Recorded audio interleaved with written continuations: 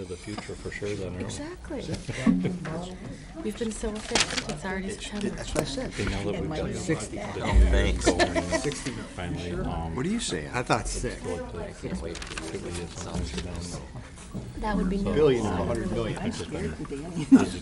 This is why we don't let him do it. Sam's already Okay, well, yeah, let's get a, maybe before we leave today, we could get a date on that. Yeah, Trained yeah. professionals. What time of day generally works best? If you don't want to use other service. Okay, we're going to call the meeting to order. So am I told. This is Grand Traverse County Board of Commissioners study session for Wednesday, January 9th. Please rise for the pledge.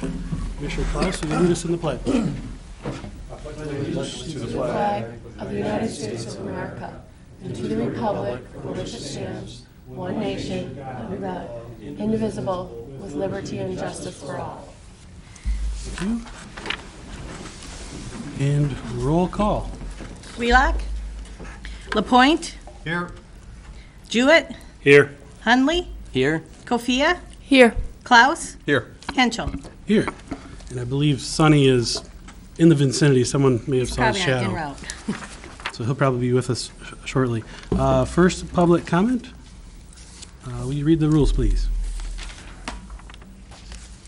Any person shall be permitted to address a meeting of the Board of Commissioners which is required to be open to the public under the provision of the Michigan Open Meetings Act. Public comment shall be carried out in accordance with the following board rules and procedures. Any person wishing to address the board shall state his or her name and address. No person shall be allowed to speak more than once on the same matter, excluding time needed to answer commissioners' questions, if any. The chairperson shall control the amount of time each person shall be allowed to speak, which shall not exceed 3 minutes. The chairperson may, at his or her discretion, extend the amount of time any person is allowed to speak.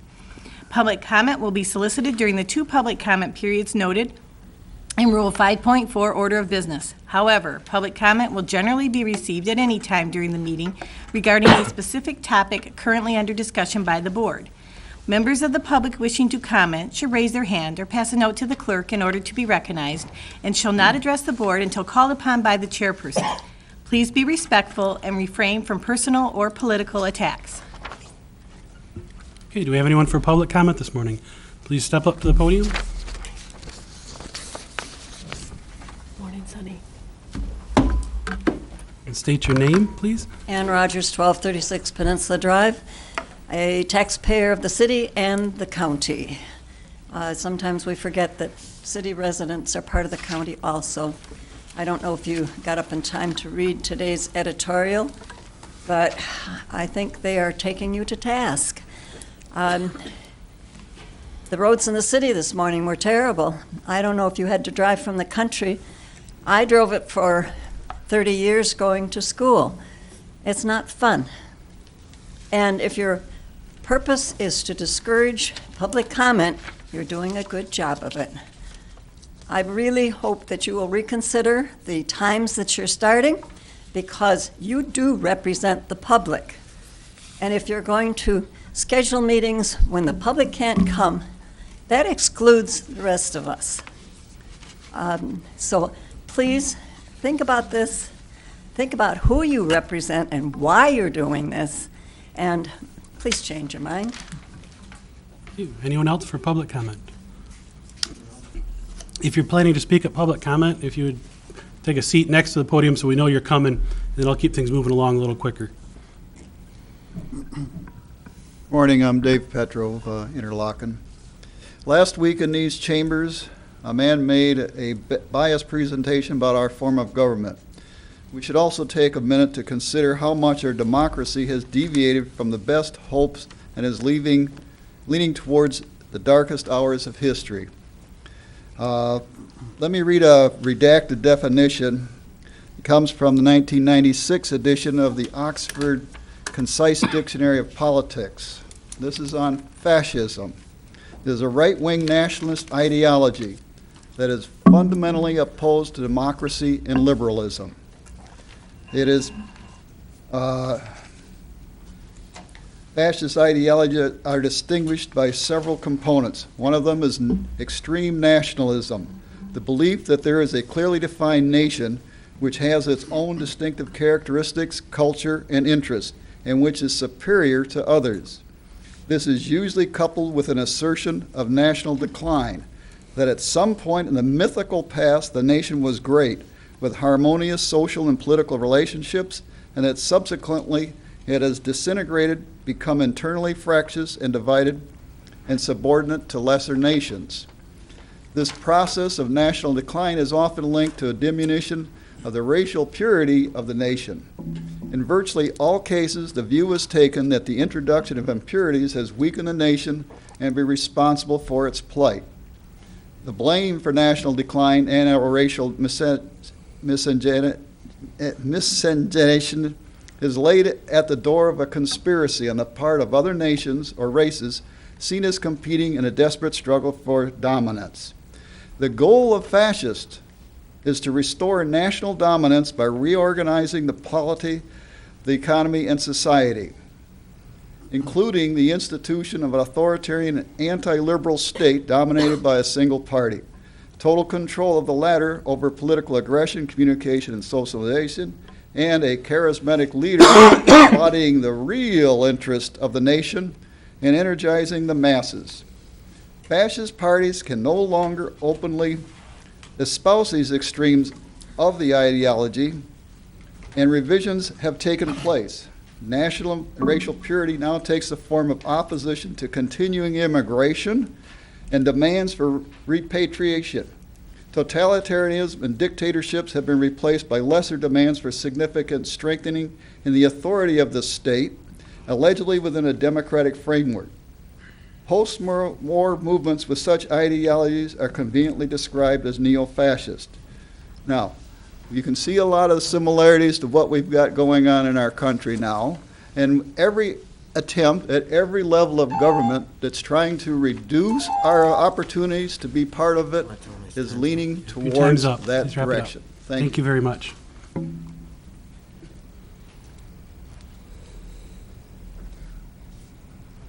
Good morning, Dr. Thomas Wirtz, 3892 Forest Lakes Drive in Traverse City. I will make a brief comment and then leave you to your study session. I also would like to make a comment about the starting time, the change of starting time. Your basic job really is managing county issues and budget, but this needs to be done in the context of transparency and community involvement. This is crucial, this is essential. By changing this to an 8 a.m. starting time, you are excluding the working people of this county. They can't afford to take time off to come down here and make the valuable public comment that you folks are going to rely on to make wise decisions. So, in brief, that's the only comment that I wanted to make, and I want you to seriously reconsider this idea of starting at 8 o'clock. This may be convenient for a small group of people and a great inconvenience to a very large group of people. I'm sure this was not your intent. It was just an oversight, and I look forward to you making that correction in the future. Thank you very much. Thank you. Anyone else for public comment?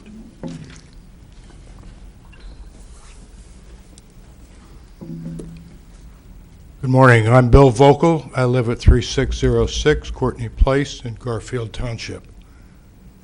I'm not going to restate the arguments that have been presented by some of the other people here regarding the 8 o'clock starting time, but I am in agreement with them that this is a bad idea. I hope that you reconsider and change the starting time back to what it would have been had you not made the adjustment at the last meeting. Thank you. Anyone else for public comment? Seeing none, move on to our next item is discussion. And I have a special request for the board at this point, and that is to add a brief agenda item because of its time sensitivity, and that is the thing on your desk this morning is a sample resolution from Leelanau County.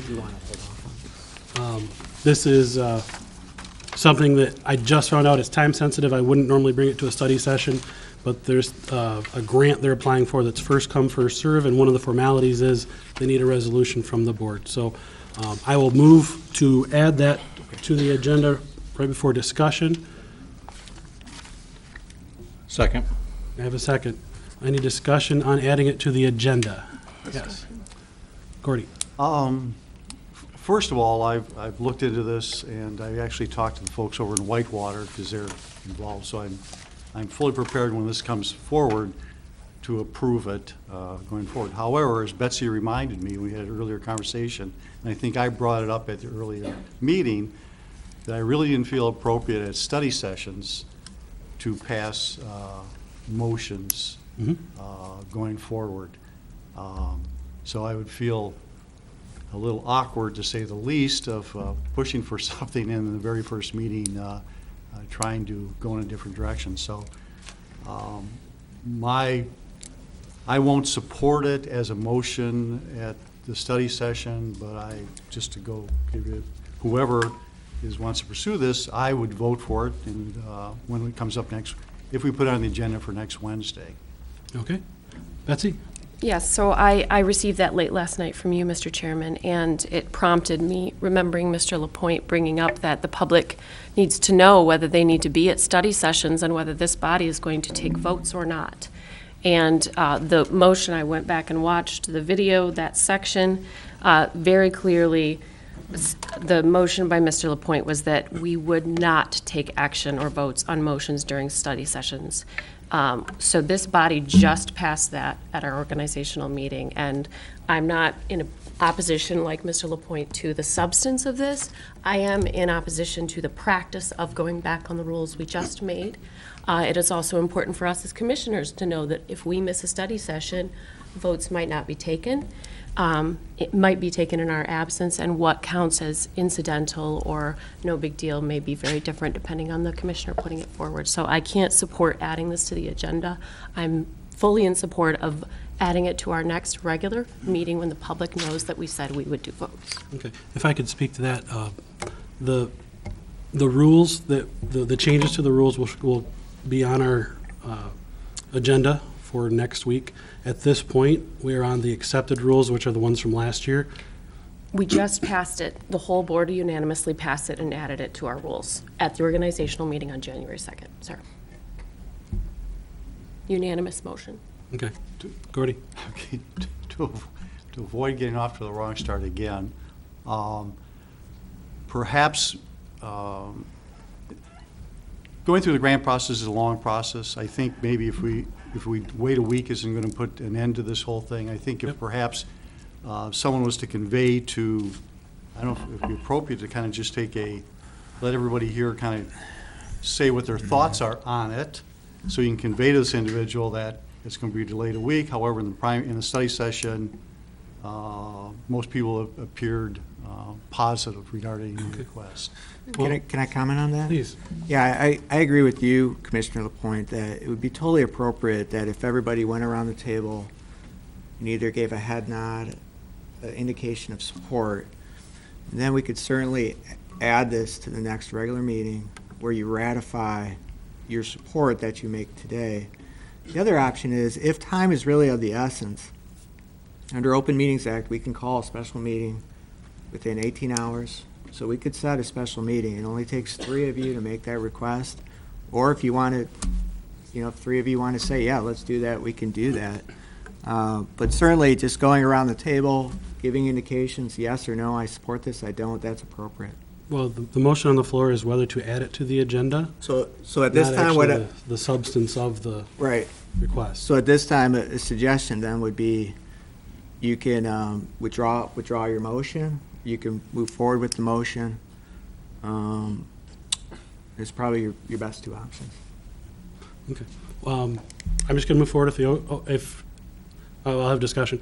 But my intention is just to, if you don't want it on the agenda, we're not going to deal with it. We'll move on to their study session. Commissioner Wheelock? The McAnswer problem on Long Lake near Long Lake where I live has been a problem for well over 40 years that I'm aware of. I don't think a week's delay is going to make a difference. Okay. The timeliness is the fact that the money they're applying for is first come, first served. That's the only reason I brought it today. I understand. Commissioner? I read through this last night, and end of March is the deadline. So, and I understand the first come, first served, but I feel that putting it off for 1 week is not going to make it or break it. We still have 2.5 months before the end of March, so, I mean, I would be in support of putting it on the agenda for next week, but. Sounds good. Okay, can we vote? Vote on what? We're voting on whether to put it on our agenda for this meeting. Motion is to add it to the agenda to deal with. This today. meeting. Was there a second to that? Yes. Yeah. Yes. I'm sorry. Commissioner Jewett. Are you withdrawing your second, Brad? I'm not withdrawing the motion. The I'm motion asking. stands. We're going to vote on it. Okay, roll call vote. Lapointe, No. Jewett, No. Hunley, No. Kofia, No. Klaus, No. Wheelock, No.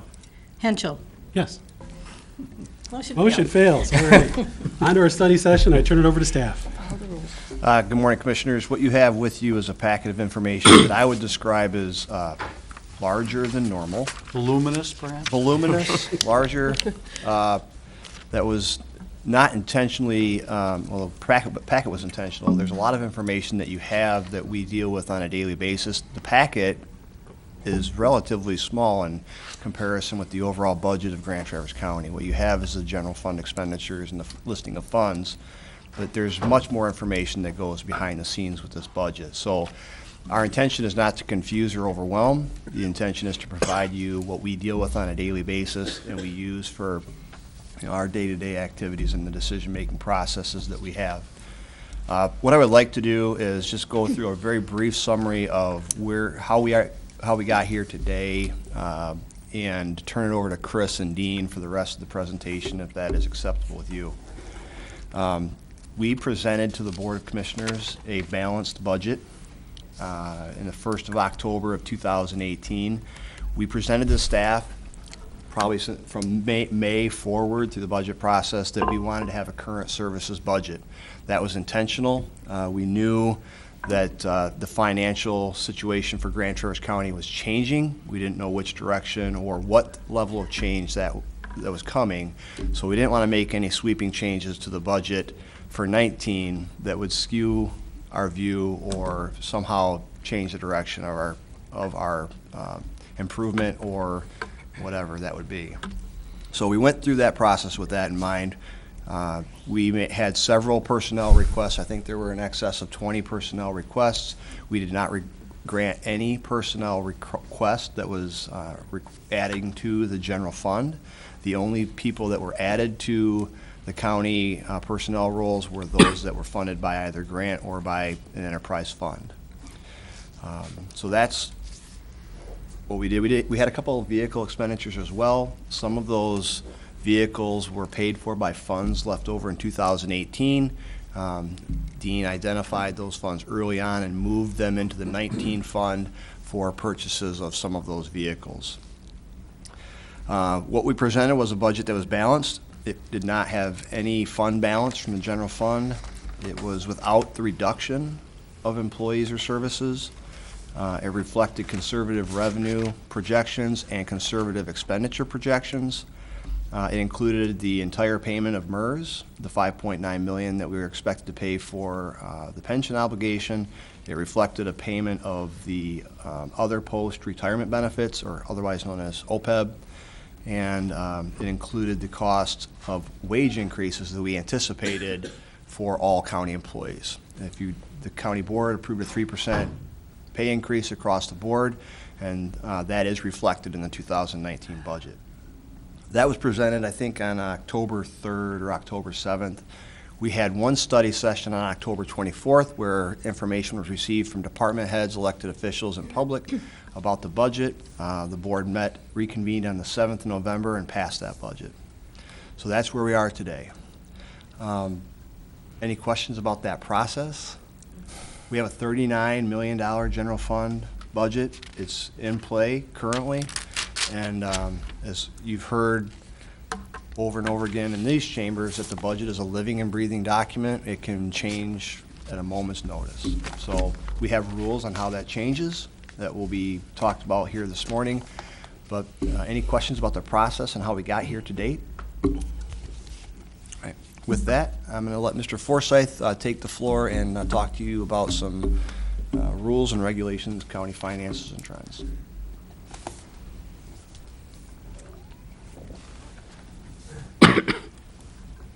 Thank you, Nate. And as Nate indicated to you, the purpose of the presentation is to give just a brief 10-minute overview of the laws related to county finances and finances in general in the state of Michigan, and then look at some recent trends here in Grand Traverse County that impact our budget and our finances.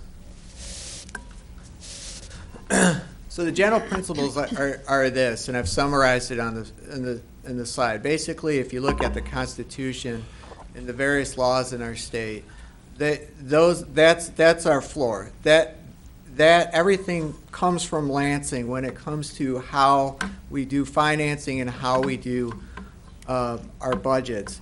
And not only do the rules come from Lansing, but those rules also impact the amount of revenues we get and our expenditures. So I'm not gonna, if you can read this, and I'm sorry, I tried to make the font as big as possible.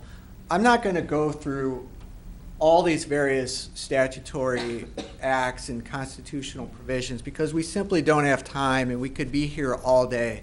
But these are what I'd say are the big four. There's certainly other state statutes that come into play, other constitutional provisions. But these are the big four. The Michigan Constitution, we're going to get into Headley and the debt limitation. General Property Tax Act, that sets our rules for levying and collecting property taxes. The Revised Municipal Finance Act, that deals mostly with the rules and how we can bond and other financing. And then I'm going to spend about 5 minutes just talking to you about the Uniform Budgeting and Accounting Act, because that's the act that comes into play day in, day out with the Finance Department. So Michigan Constitution, the two big articles that I'm going to talk about is, number one, the Headley Amendment, and number two, Article 7, which sets the debt limitation for the county. The gist of Headley is this. As property values rise and as inflation increases, taxes are rolled back. Taxes decrease. So if you think of a delta going one way, this is your value. The Headley has the delta when it comes to your tax, your millage rate going down. Headley also says that we're now gonna set millage rates at a certain specific amount. And anytime you want to increase or go above that limitation, that will require a vote of the people. And so that's why, for example, the animal control millage, which was the most recently adopted county voter-approved millage, that's why it went to the vote of the people, because Headley requires that. In other words, the Board of Commissioners lacks the authority to just levy mills for certain functions. The one critical thing I would like you to take away from my presentation, and also in your understanding with Headley, the delta that I talked about, as inflation or property values increase, the millage rate is rolled back or goes down. That does not apply when we're talking about new construction. And if you've looked around the area the last several years, and we're going to talk about it when we get to recent trends, you see new construction everywhere in Grand Traverse County. And the good news is we're able as a local unit of government, together with the city, the townships, as well as the school districts, we're able to realize all of the equalized value. And Headley does not have that rollback effect on new construction. I want to mention the debt limitation. That's Article 7, Section 11. Yes? On the rollback, isn't it due primarily to uncapping? The uncapping, and it's complicated, and you really have to talk about Proposal A with Headley. Okay. But even when there's uncapping, there is still, you're increasing value. You're increasing value in your area, and that does trigger a Headley rollback. debt limitation, under Article 7, Section 11 of our Constitution, it's 10% of state equalized value. And I'm sorry, my math is wrong here. Nate and I were just talking about this. It's not $600 million, it's $60 million. But that's why I went to law school and I'm not an attorney. All right, so I will fix that. But that's our debt limitation. Our SEV is approximately $6 trillion. I don't know why it says $6 trillion. I thought I fixed that. It's $6 billion, and it's 60 million. So my math is off, but nonetheless, it's a lot of money we're talking about. All right, I want to jump into the Uniform Budgeting and Accounting Act. Chris? Yeah, So the limit the county can borrow is $60 million. so it's based on SEV. So if our SEV is six billion, not 6 trillion, 6 billion, it's Which 60 million. Begs the question, where are we at? Do we have a total number? It would be 600 million. It's 10% of 6 billion is 600 million. We're well under our legal debt capacity. I figured that. I'm just curious if All we right, have the so number. that's why Nate was a police officer. That's why I went to law school, so we looked to the accountant. So 600 million, we're way under that. And Dean, correct me if I'm wrong, but I mean, we also have a very good bond rating, a AA+, which reflects the fact that we just aren't borrowing a lot of money to finance various projects and things. To ballpark, do we know the, We're gonna, Cherry's looking it up. oh, okay. There's, in the audited, your CAFR, it's disclosed. We'll give you an exact Okay. amount. So 6 billion, just so we're all clear, 6 billion, 600 million, that's our debt limit. We're nowhere near that. Cherry's gonna get us the exact number, hopefully. So I'm gonna move on, and I'm gonna spend some time talking about the Uniform Budgeting and Accounting Act. I don't know if you can read that. So this is the first section, so this is section 1 of the act. In the Uniform Budgeting and Accounting Act, it's Public Act 2 of 1968. Dean talks about it in his summary. It was amended, I believe, in the 70s. But this is like the key act when it comes to accounting and budgeting. What it says is, Section 1 says, the state treasurer shall prescribe a uniform charts of accounts. And then I've skipped to the next section, designed to fulfill the requirements of good accounting practices relating to general government. Such chart of accounts shall conform as nearly as practicable to the uniform standards as set by the Governmental Accounting Standards Board. So that's GASB. So I'm sure you've heard about GASB passed at various board meetings.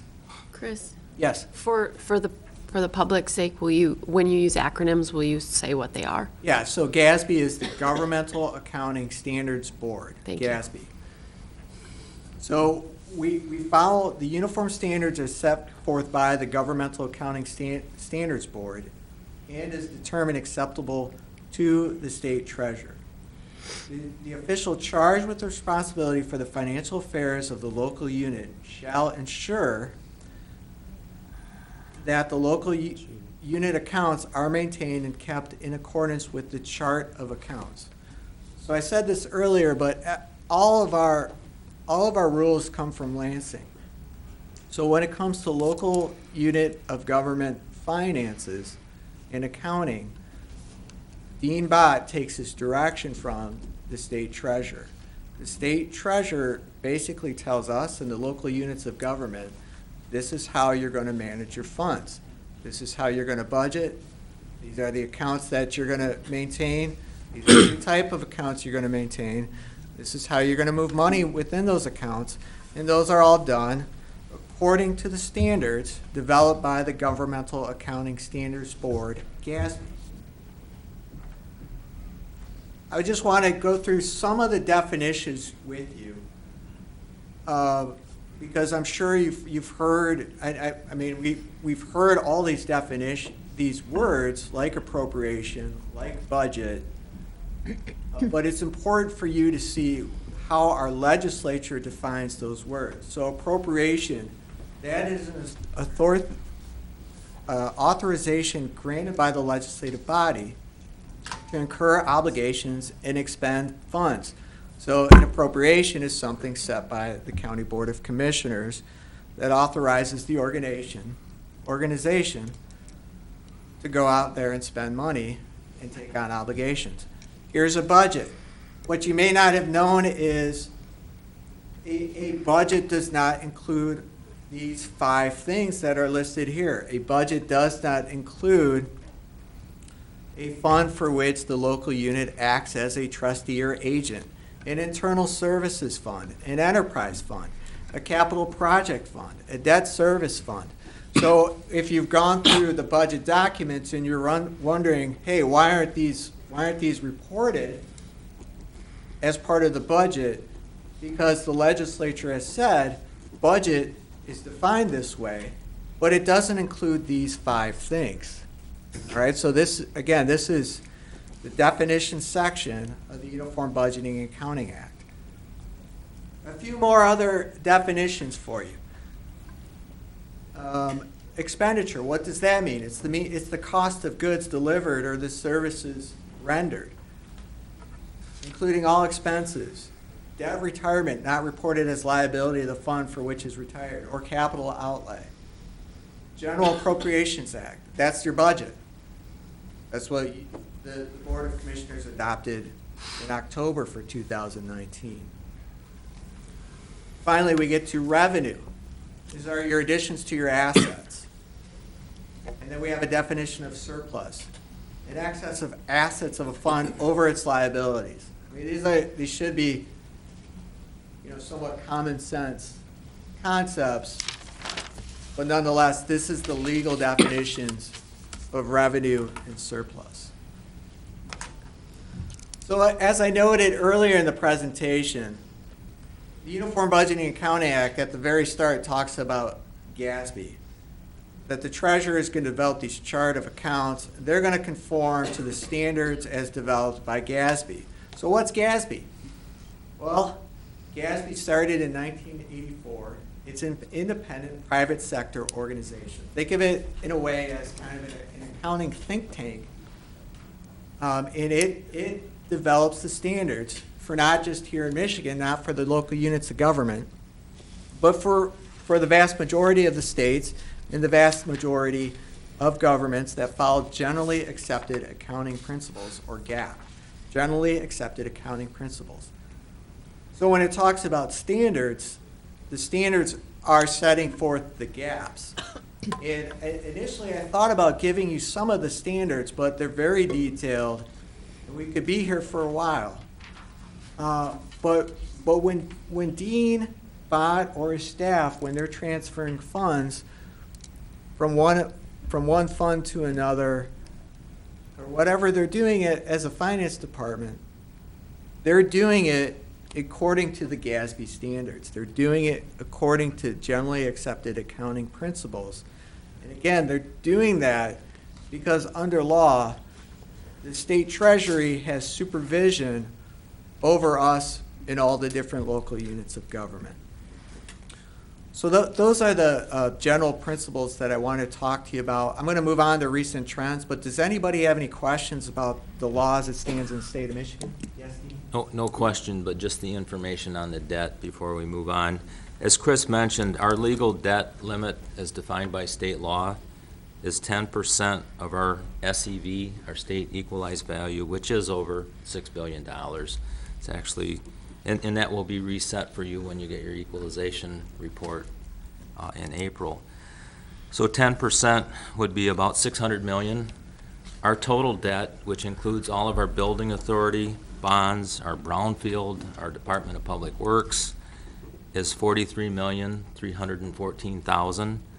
Again, that's includes the Department of Public Works and our brownfield, as well as our pavilions debt. We're at 7.13% of our legal debt margin. Say that again, please. 7.13% of that 10% limit.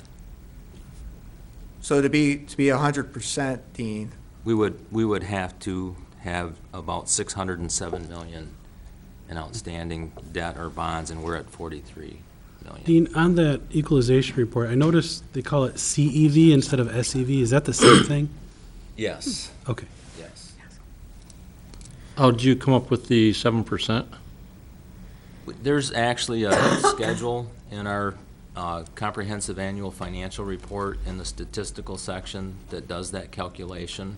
It starts off with what it does list the SEV, and then we provide, in various, in other parts of the audit report, what all of the debt is, but it does the calculation. We can provide that to you so you have it. It's a standard calculation, which is part of the GASB requirements that we have to report that information if you're doing a comprehensive annual financial report. So if our maximum debt is 600 million, we're only using about 7% of that. That is correct. That's 43 million divided by 600. Yeah. Dean, I mentioned our bond rating, our AA plus bond rating. Could you comment further on what that means? Well, it means that we're slightly under the top tier as far as governmental units in the state of Michigan. There are higher bond ratings, but you're looking at a county like Oakland or Ottawa, and we are one notch under those highest ratings. So our credit is very, very strong. So a person's credit rating is excellent or very good, we're somewhere in that excellent to very good range. Correct. That is correct. Maybe when Dean, you're going to get up later and talk in more detail on some of I this. was going to try not to. Chris is doing such a great Well, job. I'll ask a question, maybe you'll address it later. You talked about moving money you have to have balanced funds. And you talk about moving money between funds as a year. You said As an example. The budget's a living, breathing thing and it changes. Right. It's your best projection. So you said, are we going to talk about that? Because you can move money within a department, you can move money within a fund, you can move money from fund to fund. I guess I'd be curious as to when does the board, how do we know what's going on? When it's something significant. We Moving can- within a department could care less almost. We can address that later. Okay, you're going to cover that?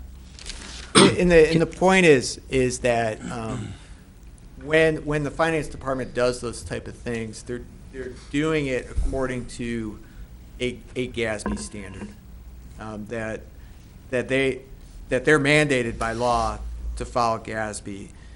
And I know Dean in his summary talked about the ramifications of, well, what if you don't follow the Uniform Budgeting and Accounting Act? And if I could just elaborate on that briefly, the way it works in Michigan is a violation of the Uniform Budgeting and Accounting Act triggers a complaint process that is handled by the Attorney General, not the county prosecutor, not Noel Mogenberg, but by the Attorney General. And the way that works is that a complaint, say if the Grand Traverse County prosecutor gets a complaint, that complaint shall be then forwarded to the Attorney General, and then within 90 days, the Attorney General has to make a decision.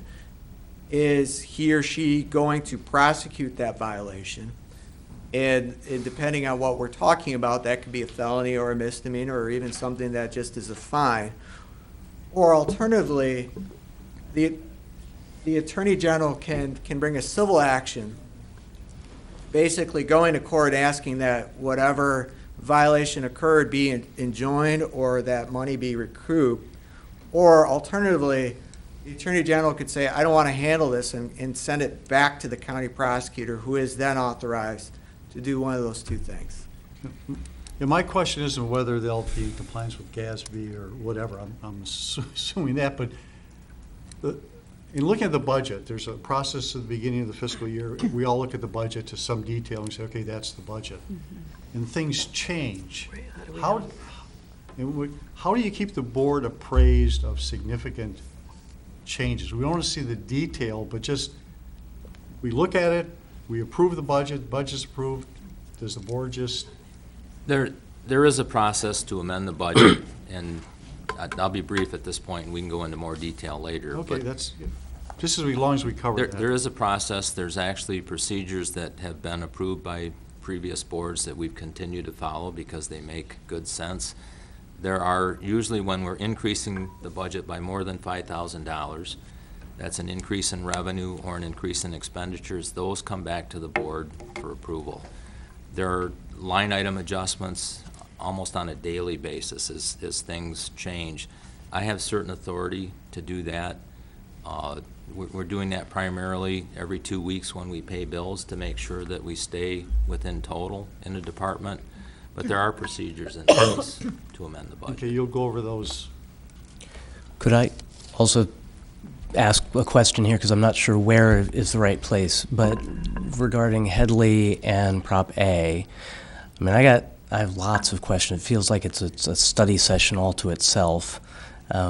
So what is the way, other than just reading the act, but I mean, it would be, we've talked in the past, I know I need to speak with Jim Baker. Jim Baker. But I feel like all 7 of us should talk with Jim Baker to understand the mechanics of how that works and constrains the budget and so forth. Should I just meet with him or? We'd be more than happy to arrange a meeting. I think it is a good idea at some point down the road. Maybe it's part of the equalization meeting in April. Maybe it's a separate study session where you do talk about Headley and Prop A and its impact on our finances. Okay. I think I would be remiss if I didn't mention the fact, if you go to the ground floor of this building, next to the elevator, there's a multitude of plaques recognizing the excellence in governmental finance accounting presented to Grand Traverse County's Finance Department from the Governmental Accounting Standards Board. We have been recognized nationally for many, many years of doing an excellent job of how we handle our accounting and our finance reporting. As has Mr. Bott. And has Mr. Bott individually. Yes. So I just, again, I guess more for general awareness, can you speak to, or perhaps Mr. Bott can speak to, how frequently GASB changes some of the rules of the game that you need to work with? I'll be brief. A couple of the big changes going back, GASB 34 was a requirement to put the assets on the financial statements of governmental units, and there was a phase-in depending on how big the governmental unit was. That was a major change. More recently, there have been standards regarding the pension and our retiree health obligation, a requirement to put those liabilities on your external financial statements, the government-wide. They are very active in standard setting. Recently, there's a new standard regarding fiduciary accounting, which we're not subject to that yet.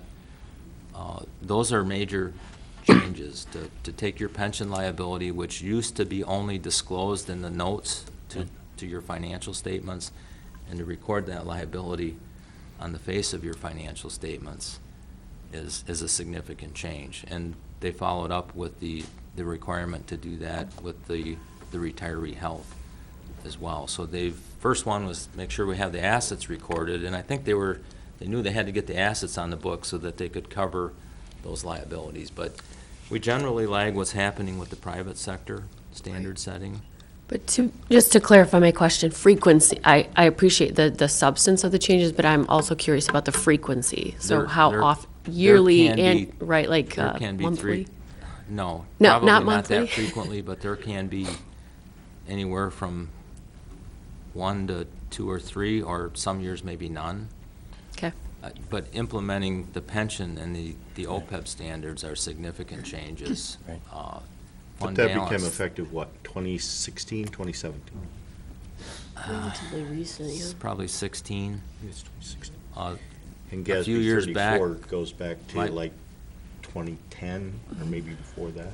Well, and there was a standard, GASB standard statement number 54 on fund balance. It went from we now have 5 different categories of fund balance, which to make a very complicated topic even more complicated. But Thank you.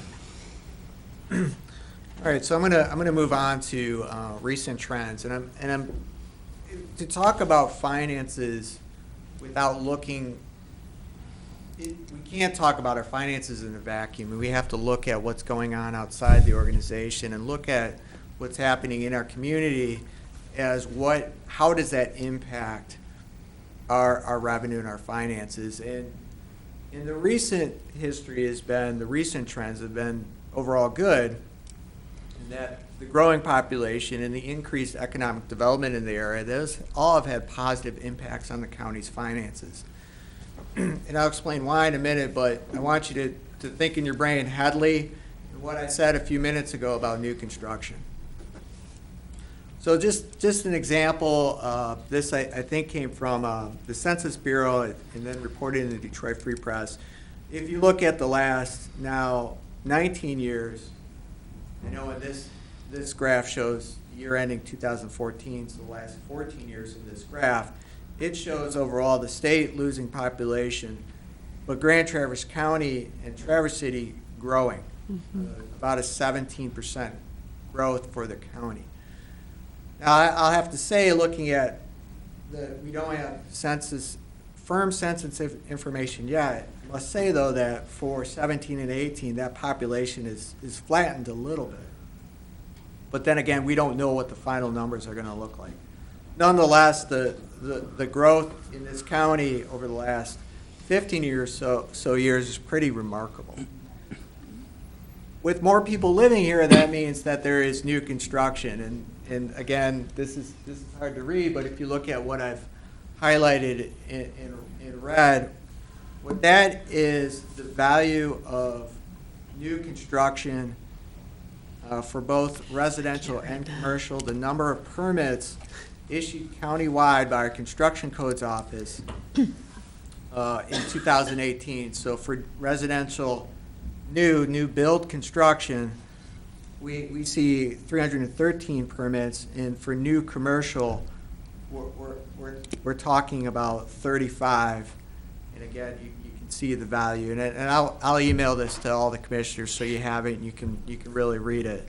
And if I had the time, I would give you a chart showing the increase in permits and the increase in value throughout the last 5 years, but unfortunately, I wasn't able to get that information. Okay, so what does that mean to the county? What that means is this is a chart showing equalized and taxable value, and you'll see starting really in 2013 moving forward, you see an increase in value. It kind of looks like a horseshoe, with 2009 being a pretty good year, but that's when the recession kicked in. Our taxes tend to lag what's going on in the economy by a year or two. So that's why you see this dip really starting in 2010, bottoming them out at 12, and then increasing for the next 5 years. So we have people coming to the area. We're seeing new construction. That new construction isn't subject to the Headley downward pressure. And then what does that mean as far as actual revenue? So it's the same effect. You see this kind of horseshoe effect with the last 4 or 5 years being really good years as far as revenue goes. And again, what does that mean for our general fund balance? It means that our general fund is improving every year because of, don't want to sound like a broken record, but the population growth, the new construction, the increase in property values, increase in tax revenue, increase in general fund. Now, if you're asking why the dip between 16 and 17, because some of the funds budgeted for 17 were used to pay the $5.6 million upfront money to MERS for the pension obligation. The interesting thing, and Dean will correct me if my numbers are wrong, is that for the 17 budget, I believe it was 2.9 million of general funds that were used to pay the pension obligation, and we only used a fraction of that. What is the amount, Dean, that? Right, the fund balance reduction in 17 would have been significantly more if all of the fund balance that was budgeted for the pension payment would have been utilized, but the rest of the operation, revenues came in higher than budgeted, and the departments do an excellent job of managing their budget. So the performance would have been about almost a $3 million reduction in the fund balance in 17 to cover that pension payment. So we always try to beat the budget, and we have always done that.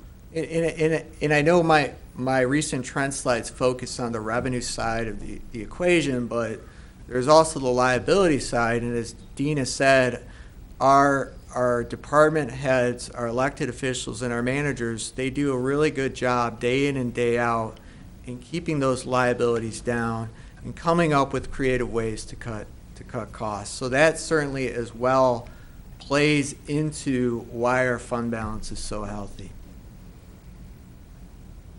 So if you have any further questions, I'd be glad to try to answer them.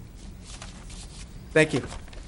I just want to mention to the public, we will have this PowerPoint attached to the agenda packet out on the web, so anybody can look at that. And just so you can put a face with a name, Commissioners, sitting in the back is the infamous Mr. Jim Baker, our Equalization Director. He will be responsible for the equalization meeting in April. Thanks for coming. Cool. I love it. Questions? You had questions about how to move money and. Yeah, Dean, I don't know if Dean has if we're going to just now go to what he presented or sent us, and we can ask questions on that, or. So the rest of the packet is information that we provided that was either based on a request by a commissioner or something we felt was helpful. It includes the 2019 revenue and expenditure detail. It also includes funds, a listing of funds, and these items were presented to you via for questions or from questions. Also attached is the 2017 valuation for MERS that was provided to us in 2018.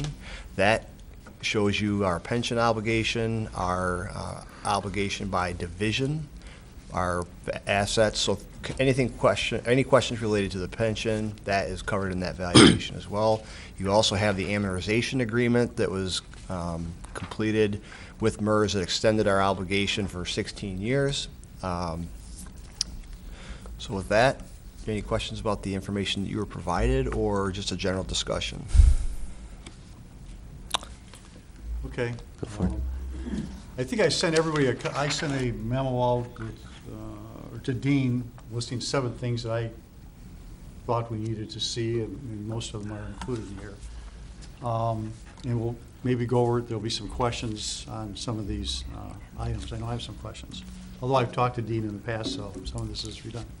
Question I've got, though, is the budget. You know, I think everybody was, if they've never looked at the budget before, was probably struck with, 400 and some pages of expenses to look through. So I don't know if, when we go through the budget process, if that's what's presented to us and if that's what the commissioners are expected to look at to give a thumbs up or a thumbs down, or, because it's unwieldy. I mean, it's a data dump. I understand it's the detail, but I just jotted down something I'd like to see as a commissioner in when the budget's presented and what we should look at. And it would be just something like, I wouldn't want to see any detail below a department. That's about as deep as I want to get. If you say, here's a department within a fund, and as you know, there's some funds have 20, 30 departments. So that's in itself is going to be a large list. But I would think, and I can, at that level, department would be the lowest I'd want to go, within a fund. See, for the previous 2 years, the original budget, the amended budget, and the actual for that year. So if we were doing the 2019 budget, I'd like to see the 17 original budget, the 17 amended budget, the 17 actual, same for 18, and then what's the proposed for 19? I don't see any value in going at our level below that. Now, I don't know if the board gets that, or, Maybe I can speak to that a little bit. We, as a general rule, the Board of Commissioners receives the budget as a summary, and it does show the budget amount, the actual expenditures. I don't remember if it's 2 years or it's 1 year. I think it's 2 years that we receive. Some of us have a series of sticky notes that we use. I have personally, I've always gotten the detailed budget, and Dean, Nate can tell you, I go through and I put these little sticky notes on every page that I think that there's something missing. It takes a lot of time, but what it does show me sometimes is there's trends, and we budget certain things in all the time. When you talk about only wanting to see down to the level of a department, the concerns is that 85% of our budget is taken up by personnel costs. We in Grand Traverse County provide hundreds of services to people in the community. Every one of those services comes with a cost. So we kind of need to talk about what that service costs. But the other piece of that is we not only have to talk about what it costs, but we have to know how many people are using it. Because sometimes the per capita cost of some of the programs that we've run in the past have been astronomical. Not picking on the sheriff, but the sheriff's budget is a third of our total general fund budget. So if you say, well, you don't want any detail below the department level, I want to know where the sheriff's spending his money also. So it's a lot more complex, and somewhere along the way, I think Dean needs to explain to us the difference between budgeting the way the county has to do it by funds compared to line item budgets, because I think I've sat here long enough to have commissioners all the time wanting to know basically a line item budget and how you move stuff around within the budget. We don't budget that way, and I think Dean can explain to us the difference in the way we budget and why we do it the way we do. But we have to remember that 85% of our budget is made up of personnel costs. I'm not saying don't publish the budget, but what I'd like to see, first of all, is a summary, so I can then, if I'm interested in a particular department within a fund, I can certainly go to the detail and look at it, but just... And we always get that. But okay, if you get it, then perhaps you can give me a sample of what it is that we get, and if it meets what I think at a high level is necessary, then I'll be fine. Anyway,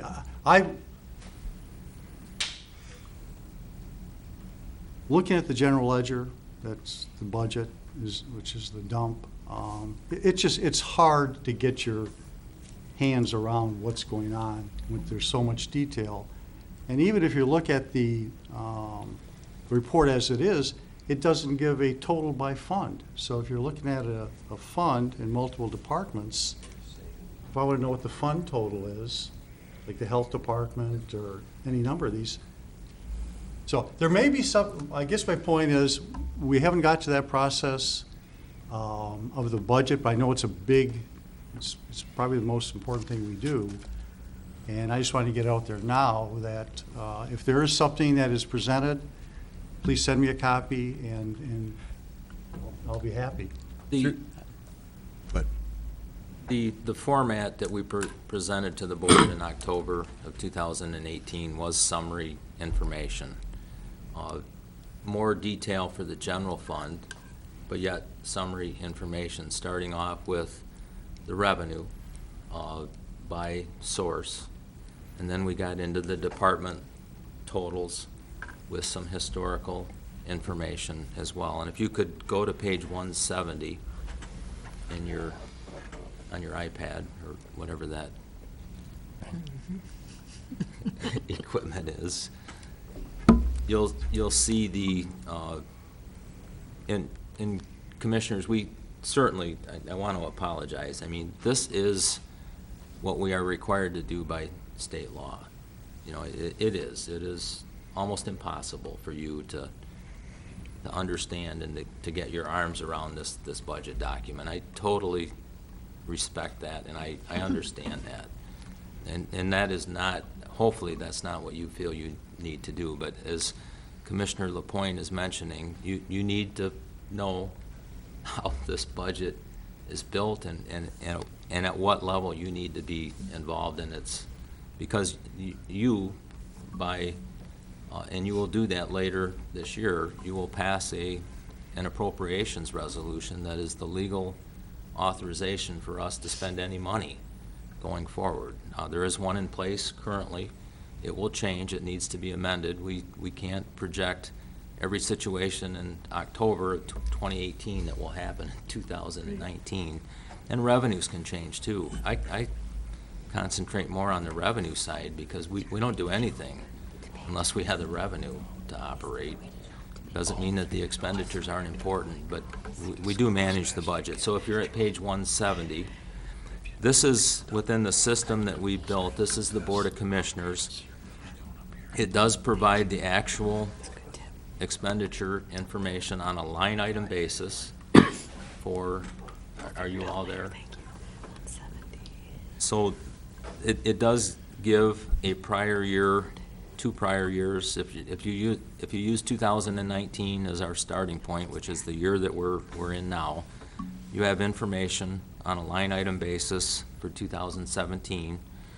You have the amended budget for 2018 as well as year-to-date expenditures as of a point in time. And we don't have the year closed, so these are not final numbers, but you do have some reference point, and it does move, it does change.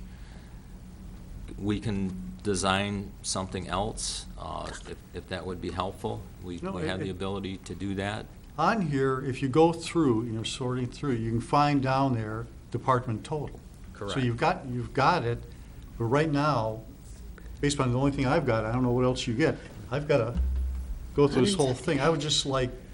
We have a report that we Okay. have produced. It's an Excel spreadsheet where we would update that report to include those totals for the general fund, because that is your main operating fund. And you're right, there are a lot of departments in your general fund. It's a $38 to a $39 million budget.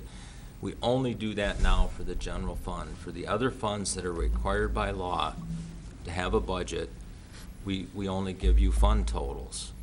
We can provide you with department totals. It would take a little bit of time, not a lot of time to do that, but it would have those. For the other funds that have more than one department, we can do that.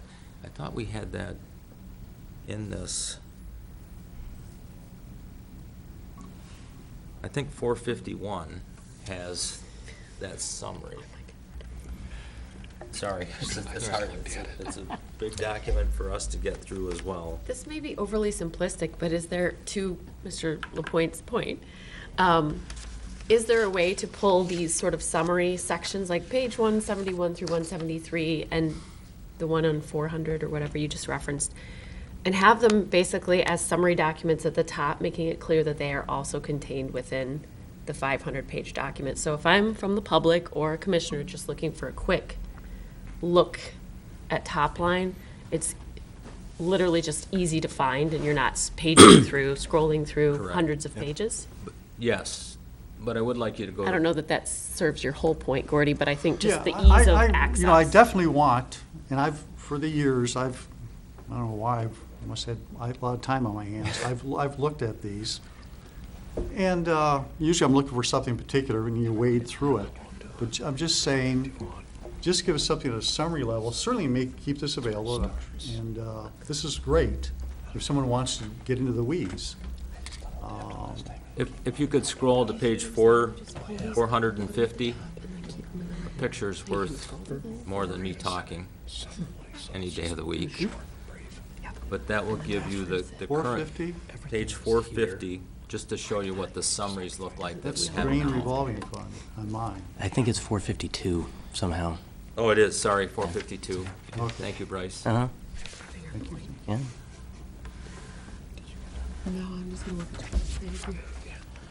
I think one of the pieces that always, kind of skews this budget for me when I look at it, and Dean and Nate and I have talked about it 1,000 times, is the idea that pension liabilities are charged back to each individual department. Right.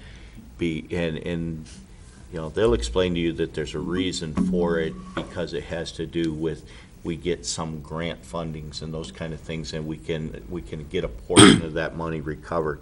The one thing that I've always contended is I would rather deal with that pension liability as a separate budget center, and if we get grant money, we'll use it for secondary road patrol instead of using a portion of that grant to pay back pension liability, but there's a reason that we do it, and they have a better explanation for why we do it that way than I do, because I've never quite figured out why we do it that way. But one of the things that skews our personnel costs it skews it even in our larger departments, but it just blows our small departments out of the water, because those employees that retired 15 years ago, their pension liability is being charged back to that department.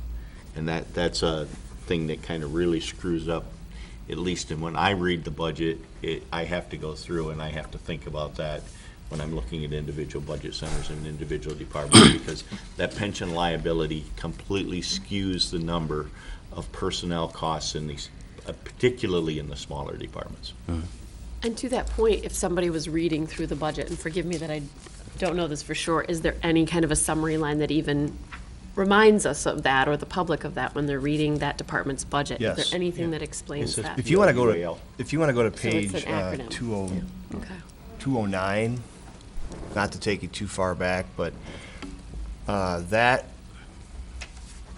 I just want to walk through this a little bit so you understand what our budget, when the departments and elected officials input their budget into the AS 400, this is how this is broken out. So going from right to left, you have the 2019 approved. This is the Sheriff's Department Road Patrol budget. And the 2019 approved is 5.874 million for personnel items. So those 701 to 720, those are all personnel costs. And those personnel costs are driven by the staffing plan that has been approved by the Board of Commissioners. So what Sonny is speaking to specifically is a 718.05. That is the cost of the defined benefit unfunded liability. And that is the charge that is costed out to the department for that pension debt. Below that, you have commodities. So you see 720 unemployment compensation, and right below that it says personnel. Those are the totals that we have spent on personnel since from 17, 18, and what's projected for 19. So and below that is the commodities lines from 727 to 749. Again, you can see what the costs are from 17 to 19. Below that are contractual services. Below that are other charges and capital outlays. So to Sonny's point, when he said earlier, 85% of our budget, maybe even a little higher than that, is all contained in that 701 to 720. So when you're starting to talk about making budget changes and do we have to recognize efficiencies, there's a very small portion of our budget that is below that 720 line item that the departments and the elected officials can manage. Everything else is personnel. So there really isn't a more clean way that we've identified to put that fund or those charges back to the offices and Right. departments without having that 718.05 line item. But that's the key piece. Is it necessary to push that back, or can we address it better by having it its own budget center? Doesn't matter. I think from, sorry, jumping in, but from my experience in the nonprofit world and dealing with some of these grants, I think what we're saying happens is we're writing a grant for rural patrol, and they will pay, the state funds will pay, some amount of G&A and personnel costs. And if our pension payments are included in our personnel costs, then we're getting state money for it. And if we're separating it out so that we can see it and understand it, separate as a pension item, then that is not necessarily the case. Well, plus, it kind of gives you, if you're looking at a department, one of the issues is how many people are under defined contribution, how many people under defined benefit. It kind of gives you an idea. So I think I'd rather see it here. Now, a question along that line is, if I add it up, and I think I know the answer, but I'll ask it. If I added up all of 718, or all of the defined benefit contributions, for the Sheriff's Department, it's 283,000. If I went through the whole budget and I pulled all of those out, I assume that's not going to equal the 5.9 million that we're paying. It'll be a subset of that. No, it does. There are two line items. Is that that make how up you get to the total. 5.9? Yeah, there's Cherry does that work, my deputy finance director, but we allocate that pension. There's the normal cost, which is in line item 71800. Then you have the UAL, which is 718.05. Okay. But if you take all of those and add them up across all funds that have payroll or personnel costs, that does come back to the $5.9 million. Okay, so you didn't use the, is that recent, or have you always done it that way? The last 5 years. It's, well, we have been doing the allocation of the unfunded liability since 2014, using basically the same procedure. Now, but I do want to address Commissioner Hundley's point. We have one, I'm going to just give you one example. Our secondary road patrol grant, which is accounted for in the sheriff's office. We can fully charge that defined benefit pension cost to that grant, because in discussing that grant with the Michigan, with OHSP, they recognize that officers that have worked on that grant in years past that had that benefit, we didn't fully cost out the cost of that benefit. Right. So we charge that there, and we receive grant dollars. That's only one example of that. The biggest example of why you want to allocate that is our friend of the court. Our Title 4D reimbursement fully funds that pension obligation, and we charge 100% of the cost to that grant. So we could talk for the rest of the day about the pension allocation, and I would prefer not to do that, but certainly understand your concern over that. But the $5.9 million cost or expenditure is budgeted throughout the cost centers that have payroll. That is a very complicated issue. We met with MERS yesterday, and to this point, MERS spreads our pension obligation over 21 different divisions.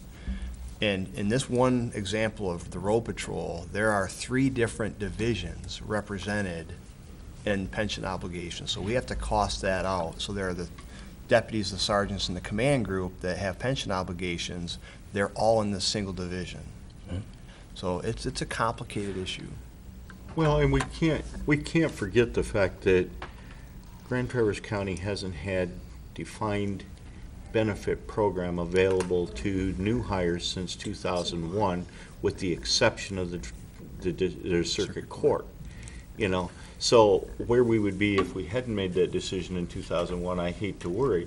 But when we talk about pension obligation, remember that we're only talking about those employees that either were former employees or current employees that have available to them defined benefit programs.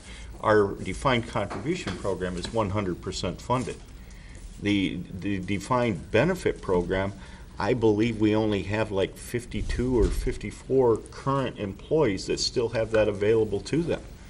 You know, so the class of people that are putting money into that account is getting smaller as those people retire, but yet that debt is still there from people who retired, 20 years ago.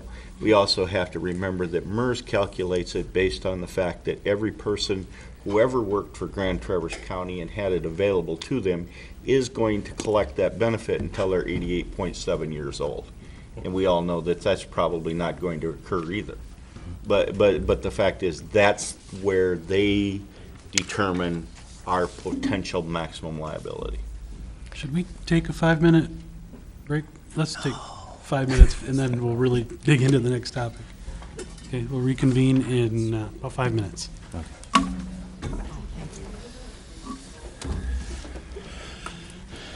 I think you're Who makes better coffee? That's what I want to know. What's that? Who makes better coffee? I do. I heard you both. I do. Is it all regular or is It's all regular. I don't believe in I decaf. don't believe in decaf. Decaf is like driving a four-cylinder. Bye-bye. And a 4-cylinder ones, but it could barely make it up the. I've got an 8-cylinder.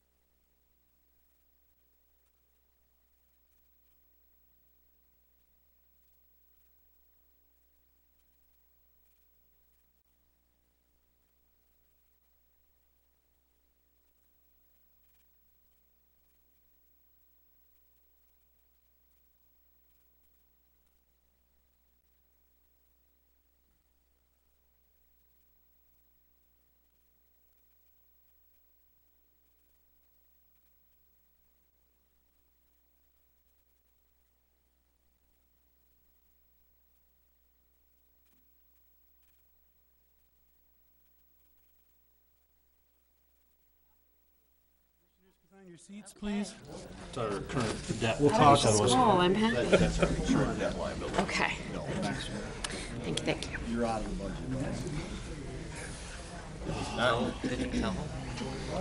I did. Professor. Last one gets to sing.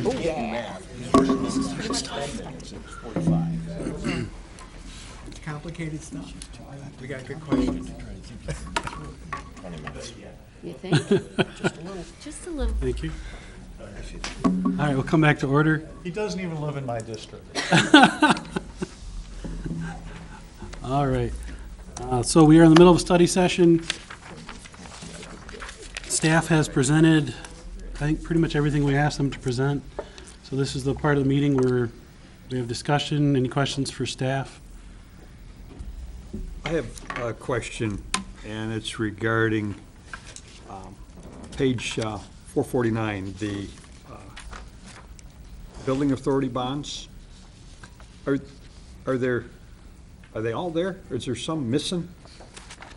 Or, I mean, did the cottages at the pavilions are they not part of the building authority bonds? If I could answer that? Yeah. The items that are listed on page 449 are specific to Commissioner LaPointe's request for just the county. So there are the pavilions, they're not listed on here because that was not his request. Oh. It was the county. But yes, there are building authority bonds for the pavilions. There are two. There's an Okay. outstanding issue for the cottages and the PACE. Right. But Commissioner LaPointe's question was My specific to. question is, I'm concerned about the bonds, in the funding of the bonds that'll come out of the general fund. Okay, That's pavilion's budget, we have nothing to do with that. okay. So I was looking at it from the standpoint of what monies might be, I don't call it a windfall when a bond is paid off, Right, okay, but these are the ones that, this is it, okay. apparently. Was there bond or on the Woodmere building, the Dennis Finch building, is that, That was paid off in 2018. What had happened there, we had actually, years ago, 2010, 2011, the county treasurer and myself worked with the board based on the fact that we were not able to earn a lot of money on our excess cash. We made the decision, Commissioner Henschel, you probably remember remember, that, yeah. to pay off some of the bonds. But we had the cash to do that, we did that. The problem with doing that, though, is you recognize a deficit in your funds, so we continued to pay back the general fund over the remaining life of the bonds. But the Woodmere LEC was paid off in 2018. But the bonds, as far as the public bonds, Bonds were were paid paid off off in significantly. 2010 or 2011. The law Because we found that we enforcement could pay center. them off at a benefit. It was cheaper for us to pay them off with the cash that we in fact had. It made more sense than to continue to pay the interest rates that we're paying on the bonds. so I think in Gordy's, what he was looking for,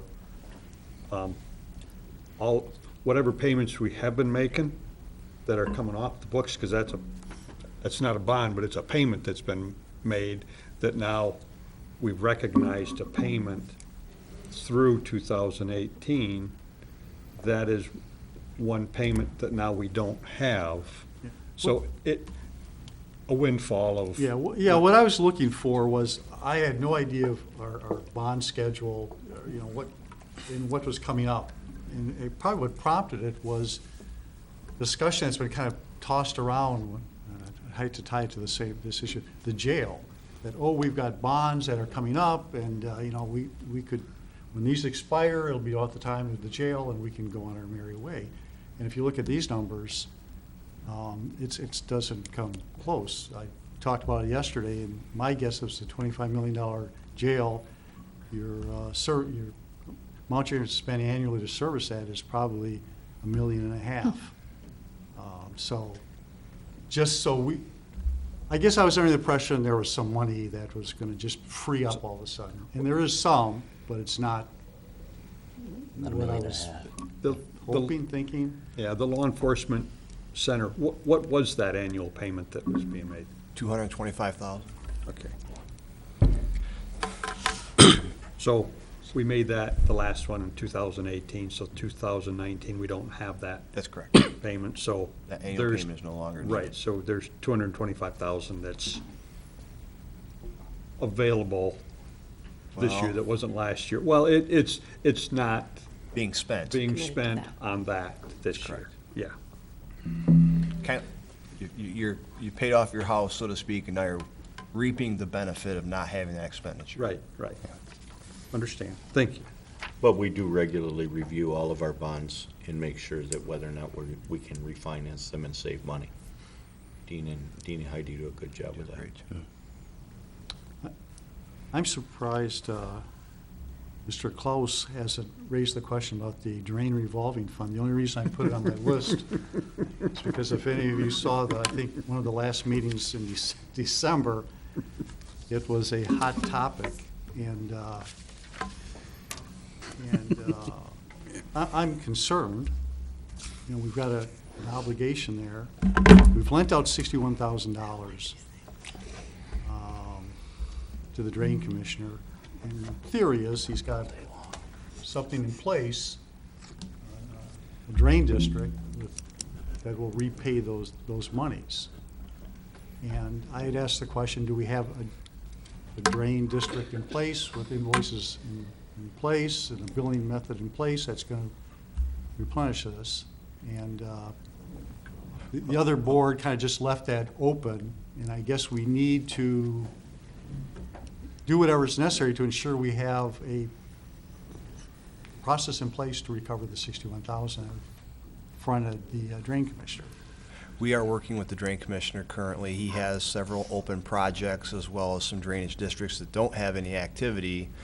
He's aware of the revolving fund. He is in process of setting up some of these assessments that need to occur specific to Cash Road. He has to reestablish the assessment for the Peninsula Drainage District to account for some of the funds that were expended dealing with that issue last year, and as well as Silver Lake and Duck Lake funds as well. But he is aware of it, and he's working to get to those assessments. His priority right now, as expressed by him, is the Cash Road Drainage District. Can you give us I'd ask him for the date. I mean, I realize if you give somebody a date, then you can have contention, but at least say to him, we'd like to have some idea, and give us a date so he knows he needs to do it. Because it appears, just listening to the last meeting, it's Understand not a that. priority. Understand the drain commissioner is an elected official. Administration can give him assistance and can give him guidance, but the legislative oversight, so to speak, would come from the Board of Commissioners with the drainage commissioner. But he's aware of it. We are working with him to figure out, can we share some of these tasks with him to get to that end quicker. He is recently accepted some of that assistance. We met with the road commission, was it last week, 2 weeks ago? Thursday. And I know that the Cass Road drain project is looking to be out for bid in January, February, and probably done yet this summer. So those assessment rolls will be out prior to that. Well, I think it's important to note that, when we talk at a project the size of the Cass Road Drainage District, the first thing, engineering has to be completed, and then it has to go out for bids before you know how much you're going to levy back out to the individuals who are part of that. There's a couple pieces. One, you have to figure out what the cost of the district is, and then you have to establish a assessment role based on who's benefiting from this district. And that is a complicated process in itself, and because there's a number of public hearings that goes with creating the special assessment district and who is on it and who's eligible to be billed for it. And then once the amount of dollars is finalized and the assessment role, the tax role is figured out, then the bills can be levied. But you have to have the engineering, you have to figure out what it's going to cost and all of that stuff before you can levy the bills back out to the customer or back out to the citizens. I've seen those things go out before, and it's going to cost everybody $35 a year, and then when the bids come in, it really should have been $47 a year, and then everybody's all pissed off because they get a supplemental bill for $12. So I think I think the way we're doing it is okay. You know, we do have to remember that the drain commissioner in this county is not a full-time position, you know, and I think all in all, Steve's doing a great job of moving forward with the program.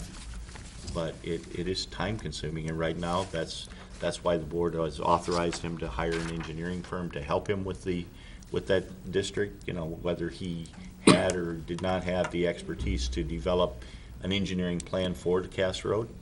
You know, yes, he had the ability to go out and clean the system at Silver Lake that was plugged up. He got people to do that, but it came with a cost. Now that cost we can incur, and in those districts, both the Peninsula District and Silver Lake, we have in place a assessment role. So unless something is changed with the properties, those roles should automatically be able to be invoiced back fairly soon. But with Cass Road, it's just a lot more complicated because first you got to finish out what it costs. You have to figure out who's deriving benefit from that district, and then you can go back and. Did you say the board authorized him to hire an engineer? Is that how it works? We actually put in the budget a certain amount of funding for the drain commissioner to purchase or to hire an engineer to assist him with his drain commissioner duties. And that's charged back to the drain districts, or is that's a general fund expense? But it will be charged back to the drainage district. Once that drainage district is set up, it will be charged to the district. Okay. Question about this 61.9, basically almost $62,000, the drain revolving fund. How, I guess that might be like an overtime thing, but the bulk of it, how old is that? How long has it sat there at that number? A good part of that, probably half or more, is related to Duck Lake. So that's been on the books for, what, 3 years, some of it? Recently, the expenditures this year were for Old Mission, as well as some of work on the Silver Lake level. So, yeah, some of that is fairly old. Okay. Now, and for the public, but also make sure I understand this right, this is a fund that if the drain commissioner needs to go do a project, the Board of Commissioners can basically forward him like a loan that would later, after the project is done, be charged back to the drainage district, the residents benefiting from the project. Is that correct? That's how that works? And then reimbursed ultimately by the special assessments that are collected. Okay. And when those funds are authorized by the board, do they ever set a time frame, or is there an expectation of how long this loan will be out there? It's not technically a loan, it's an advance of cash. It's accounted for between the funds, but to answer your question, no, there have been no time requirements or constraints set to this point. Okay. Should there be? Yeah, or is that typical for counties? I mean, is that how other people do it? Just, here's money, pay it back when you can? I would think. Like our kids? I don't know for a fact or for sure, but I would think that there would be a reasonable expectation that the work would be done and the assessments would be levied in a given amount of time. I mean, not to exceed a long period of time because of the situation that we have, currently. So is a couple years reasonable? If you think so. Okay. With staff assisting the drain commissioner, and you have reached out to him that, to offer help to, and I'm assuming like to get the clerical work done to get these, help get these assessment districts, not the districts done, but to get the assessments put in place. If Duck Lake owes $50,000, my understanding is that work's been done. It was just to go through and do the engineering, set up the boundaries and put in place the percentages that everybody's gonna be responsible for. Yeah. Right. And knowing that there is presumably some work that needs to be done on the dam that's not been completed, but if the assessment was to go out for the balance owed, and knowing that, when work on the dam gets done, then you'll add more money to it. Is that out of the question, or is that something that we can do internally? To answer your question, if I could just give everybody a little background on Duck Lake, since it's technically it's not a drainage district, it's a inland lake where you're setting a special assessment to deal with the lake level. And that's a two-part process. The first part, you gotta file a petition with circuit court. You gotta ask a judge to set the lake level and agree that the boundaries are okay for your special assessment district. We've gone through that process. We've got in place the boundaries of the special assessment district. We have, through the Spicer Group, a good understanding of who's benefiting from the improvements that are planned to the Duck Lake Dam. And we have that order from Judge Power that says your lake level is set at this number of feet or inches, and your boundary looks good. The next step now in the process is the drain commissioner has to now set that role, and that hasn't happened yet. But to answer your questions, the cost related to establishing the special assessment district, the improvements planned for the Duck Lake Dam, those will be charged to those owners that have benefit from those improvements that are in the special assessment district. Right, and is there,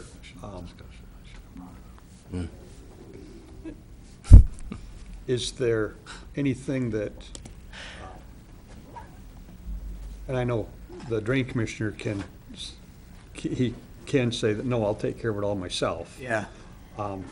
And if that's what he's doing, I guess I'd like to know that. Or is there some help? Is he handing off any of that workload, any of that responsibility to staff? Well, I can tell you, under the inland lake part of the Environmental Protection Act, so that's the statutes that talk about how you set the lake level and the special assessment district. By state law, the drain commissioner, he is the individual who's in charge of that.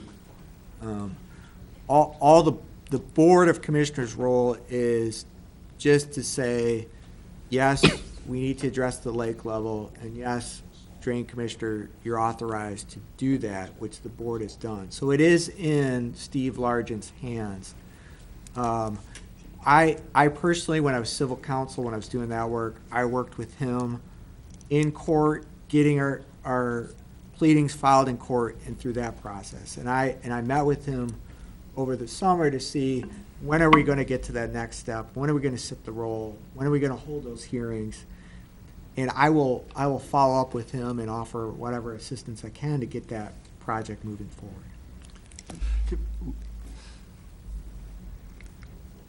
Did somebody have to recognize me, or in the study session, you just Just jump in, it's more informal. Okay. I didn't want to progress into that discussion, which Mr. Klaus could spend hours on.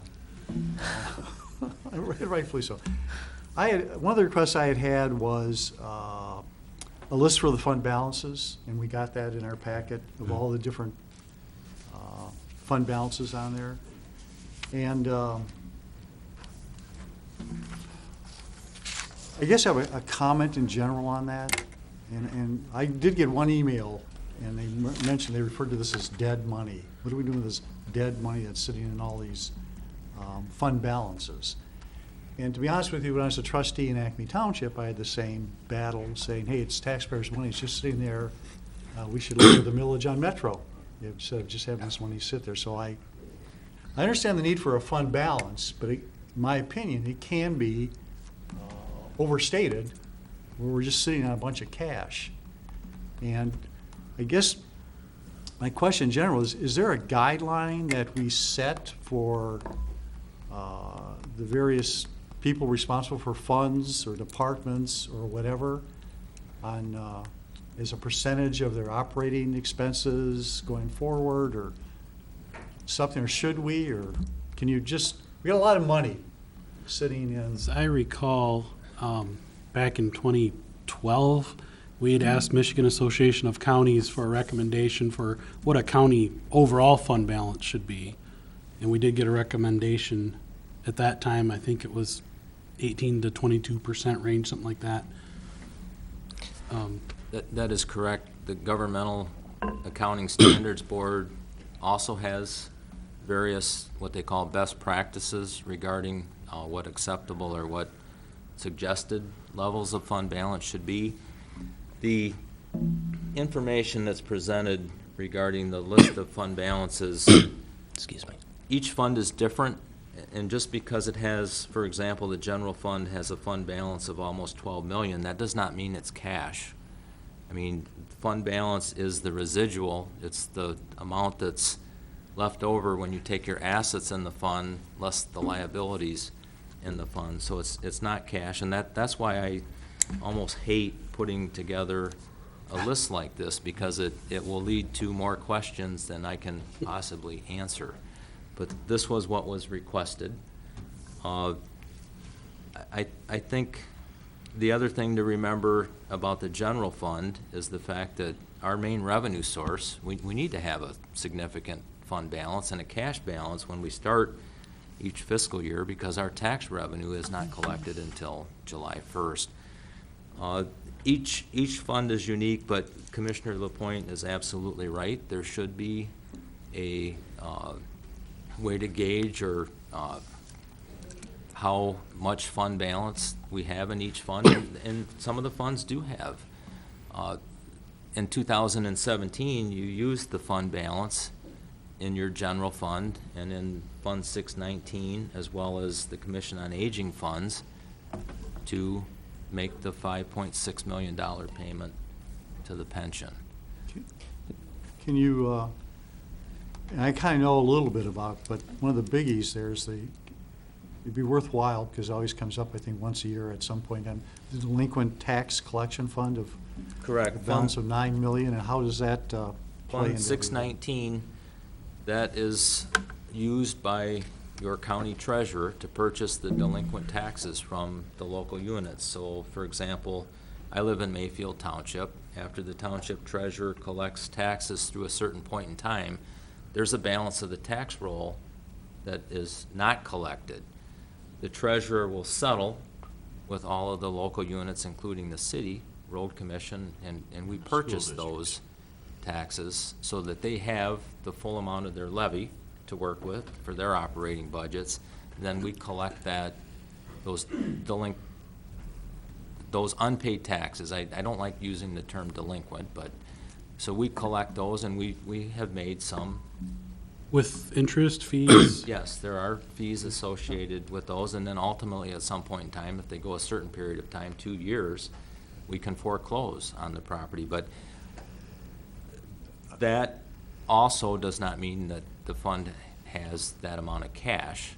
Fund balance does not necessarily equal cash, because we have a significant amount of that fund balance tied up in taxes that we're going to collect over a number of years. I guess the important note in the $9 million number, if there's a time of the year in which you square up with all the entities. Yep, there is. Then after you've squared up with them, knowing what the remaining balance is, and the fund balance is different than just beforehand. So I think there's a period of time in the course of the fiscal year where this is evaluated, and I've seen money that has been taken out of that. And Well, the annual budget that you have in the documents here does include an annual transfer or an appropriation from that fund, Fund 619, back to the general fund.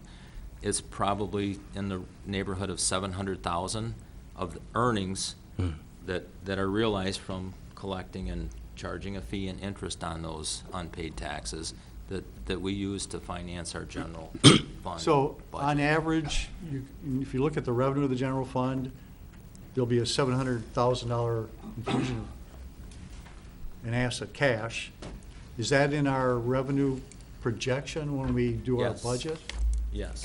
Okay, so that's accounted for, so that's not a, Christmas present or anything. Just jump right in, Bryce. Okay, so I have 4 specific items that I had listed as questions that kind of are along these lines. So,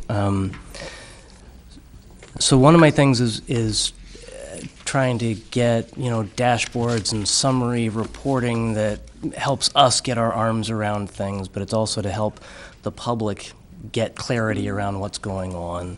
And so, there are things we can do, but you get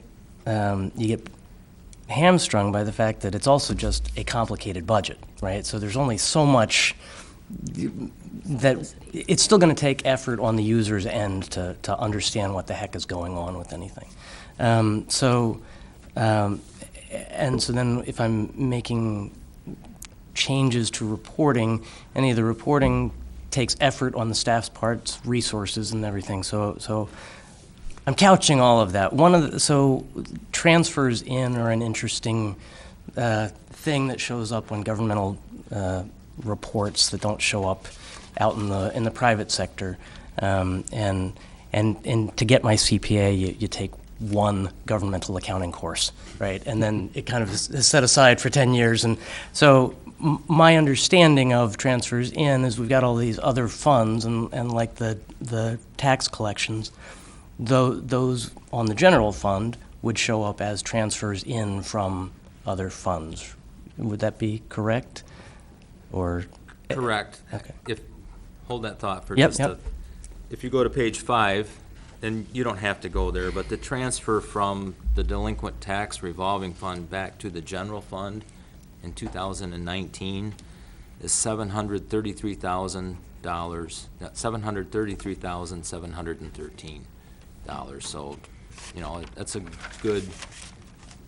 good amount. It was $775,000 in 2017 and $632,000 in 2018. So that's what that transfer in is? Yes. Correct. Right, okay. Yeah, Didn't know what that was. right.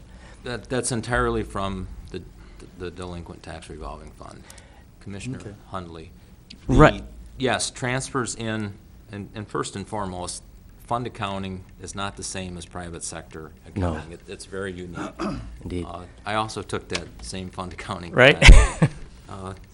The transfers in, you can have a transfer that's into the fund or a transfer that's an expenditure out of the fund. We have both in the general fund.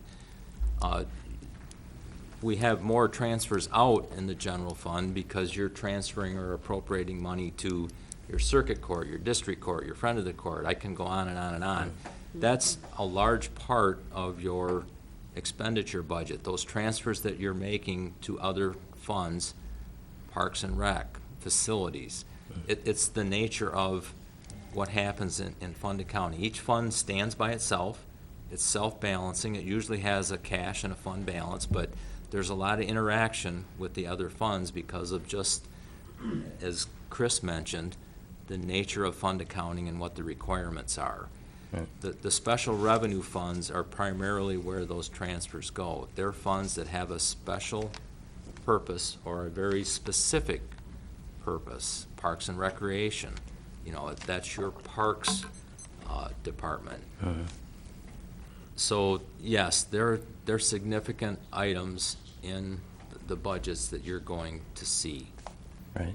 Usually what happens, there's an accounting transaction that goes with that transfer at some point in time, usually quarterly in the general fund. We're recording the transfer of those funds to the other operating funds so that they have cash to work with over the course of the fiscal year to cover payroll, to pay bills.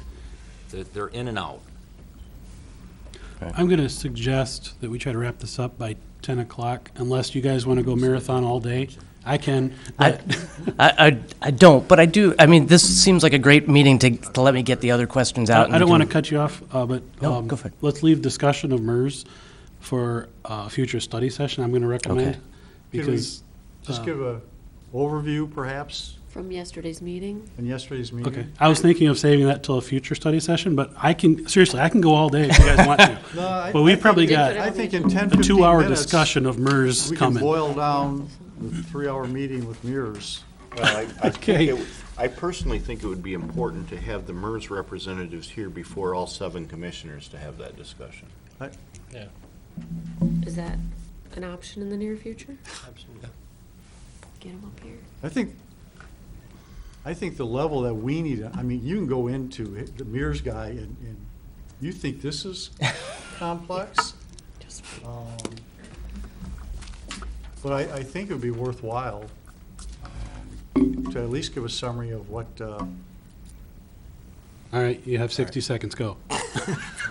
We have a plan. All right. So, I think what's important to know is we have a roughly $99 million pension obligation, of which we have 50 plus or minus plus million in assets that are drawing funds, correct? Okay, so we have, in 2017, the Board of Commissioners entered into a 16-year amortization agreement with MERS that flattened our payment at $5.9 million. We are in play with that agreement. We've completed the first year. We're in year 2 of that agreement. We are, per our valuation, 52% funded. We know that's not quite accurate right now, but what the level of funding is, we don't know until the next valuation. Our current required payment, if you follow the old schedule, would be $4.1 million. So we're actually currently contributing $1.8 million more than what would have been required per the agreement. So we have this agreement, we are in play, and what yesterday's meeting was intended to do was to sit down with MERS and say, we're through the first year of this amortization agreement. We've been watching the market, as I'm sure everybody else has, and we have questions about what level of funding do we have to go above to make sure that we're within that 16-year window. It was a long meeting. It was a good meeting, and I think what we took from that, correct me if I'm wrong, is we have a plan in place. The plan gets us out of a pension obligation in 2033. We have concerns that we need to do more, and we have to have options that are available to us within our financial constraint or within our financial constraints to address the MERS pension. And we have options. We can include more money. We can add more money to the payment of MERS. We can do things internally to try to minimize the end run liability. So the discussion was long. It was a 2.5-hour meeting, I think, that was beneficial to us. But I think the takeaway from that is we have a plan. The plan is in place. And at the end of, if everything goes according to what that plan says, in 2033, our pension obligation will be 0. Now, do we believe that or not, or is that actually going to occur between now and 2033? There are variables there. Yeah, I thought it was a good meeting. Answered a lot of questions. I wasn't sure when, there's been a lot of conversation in the county about this 16-year plan amortization schedule. I honestly didn't know until yesterday's meeting that it gets us to 100% funded. I thought maybe the target was 80% funded, but it gets us truly to 100% funded, assuming their actuarial projections and the investment comes through. A couple of comments I'll just make about MERS, because when I was not on this side of the table, I was over there speaking. Several times I made public comment about this whole, how did this happen? And there's no point in going over that history. There was, my opinion, faults by everybody on this whole thing. But the one thing in MERS is they have as I mentioned a couple of you, every interest to get this right. The fellow we were talking to said that every county that he talks to, because he handles the northern part of Michigan UP, the first question they ask him is, what's going on in Grand Traverse County? So it's my opinion, stain on them, it's a stain on us. That being said, their investment strategy, if you look at their returns, I know people have knocked them and said, 2008 we lost money. Well, everybody lost money. But if you look at their rate of return over the last 30 years on an annualized basis, it ain't bad. I mean, has not been the problem, that they're making, in my opinion, poor investments. The second question I had, because you can't, it's hard to find it, is they talk about the investment, rate of return, but they don't talk about the cost. And what's the cost basis for the investment cost and the administrative cost? And it's 32 basis points, which is, I asked him, can he send me something that verifies that, and how does that stand compared to other pension funds, and they plan on doing that. But if you do look at the detail and you calculate it backwards, that they have $100 billion in assets, and you look at their expenses, it does calculate to around 32 basis points. So I went into the meeting, and I had been concerned with mirrors. I came out of that thinking, I don't see any point of any valid discussion of talking about moving away from mirrors, as some people have said, or doing something different.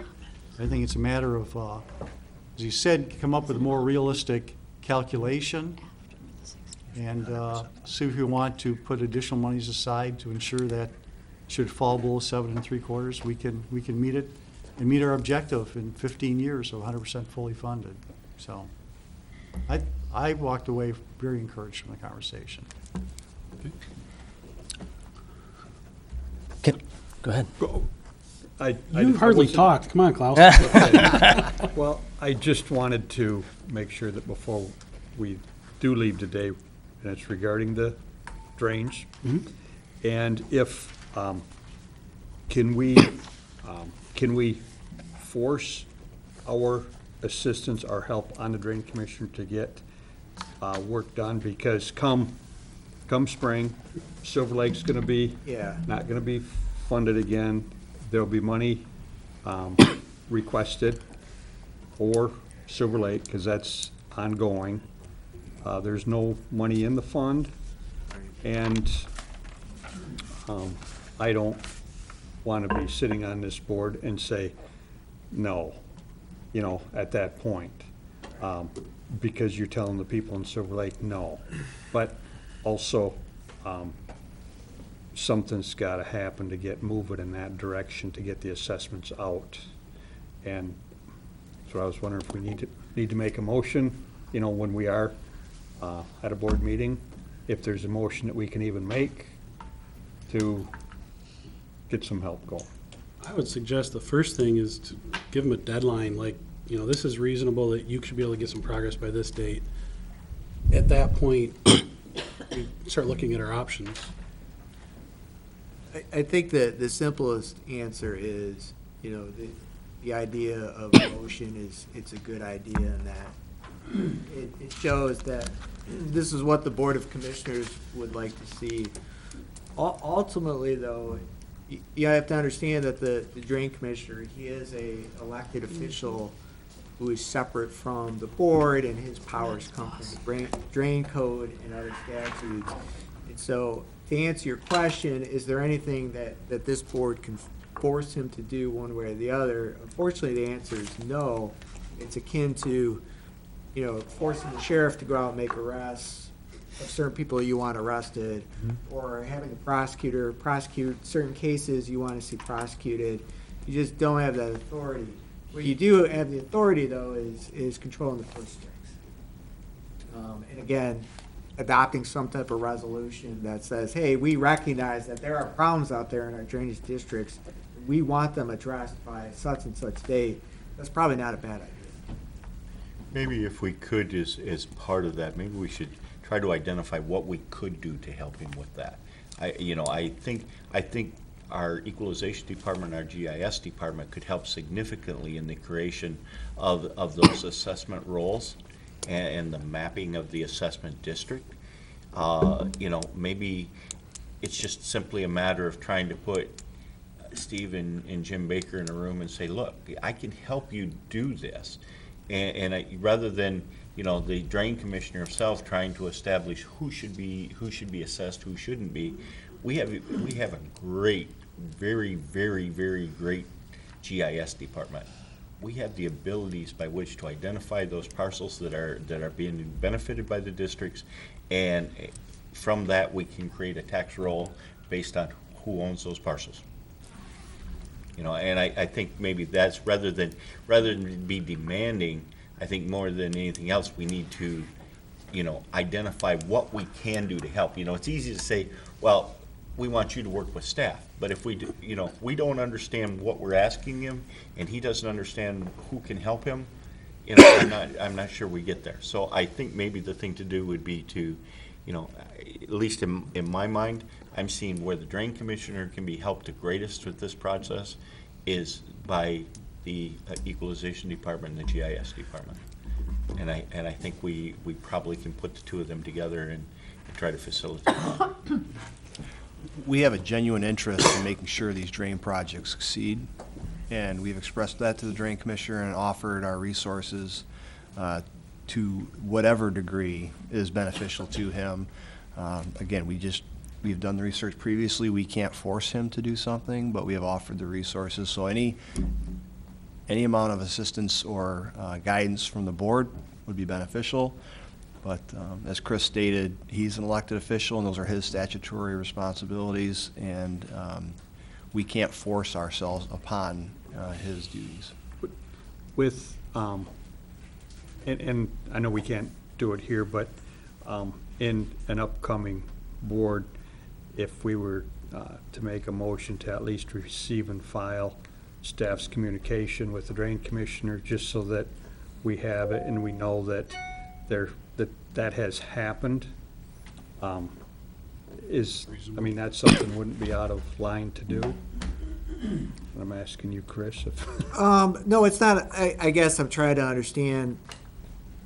Are you asking every time that one of us emails Steve to set up a meeting or get a status update, do you want to see that in a board packet?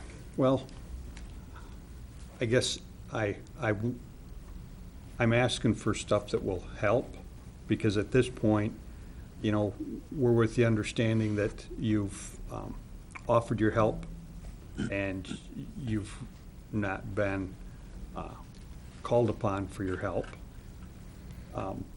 at the extent that you could offer help. And I want to, I guess it'd be nice for the board and the public to know that when something is failing, that we haven't been remiss in offering assistance. We have not been, and the drain commissioner did take us up on that recently with the property acquisition, and we were able to meet with him on a couple of occasions and had a very beneficial discussion about direction and how we can get that, move that project forward. But again, I think that the drain commissioner has a certain amount of pride and believes that these are his responsibilities and that he should be the one to conduct that business. If I'm not mistaken, the assessment districts have been established. Okay, so the Old Mission drain, the Duck Lake drain, the Silver Lake drain, those assessments, those districts have been established. It just needs to be, they need to be Cass Road, I amended. don't think is finalized, but the other ones are. The Cass Road Drainage District has actually been established, and they've had the first day of review. What they need to have is the apportionments. They need to have the amount that it's going to cost each parcel owner. And that will come after the bidding in January. So there we've offered the assistance. We can continue to offer the assistance as well, and we'll take your guidance. Right? If I can throw one more thing out into the world, it's on the pension, but it's really three things that are interrelated. I just want to get it out there so the seven of us can consider it when we go forward. So the pension liability that's out there, we're going to have to make payments to retirees of some level. They can forecast it out, but every year we owe something. And we've got a brokerage fund basically sitting at MERS, and it's going to earn income, sometimes it won't, but we're still going to have to pay whatever we owe regardless of whether it earned money or not. So that's going to change how much we have to contribute in a given year. But how much we can finagle additional contributions is dependent on, to some extent, our tax revenue, which is limited by Headley and Prop A, right? We can't just meet. We still have $7 million that has to go out, but we lost money, so now we have to make an $11 million payment. Because we can't just raise $11 million in taxes because of the understandable limitations of Headley, then how do we make that payment? I mean, that's the whole thing, which then gets back to the fund balance issue, which isn't all cash, but it's, I think, the reason the constrictions of Headley and Prop A and our ongoing operations that are going to be what they are regardless of what happens to the economy demands that we have some actual cash sitting aside that's not doing much other than maybe earning interest, but we can't just lower the tax rate and give it back to the taxpayers, because there will be a day when the economy is bad, we have lots of bills to pay, and we can't do anything about it, and we've given all the cash back. I think that's the nut of what we're stuck with. It's where you get the money, what are you going to do with it? Yeah. And there's two sides to that. One is, and I've said, it's not going to be a millage, it's not going to be bonding. We're going to find it from the existing revenue in different pockets here and there and whatever, and we discussed it yesterday.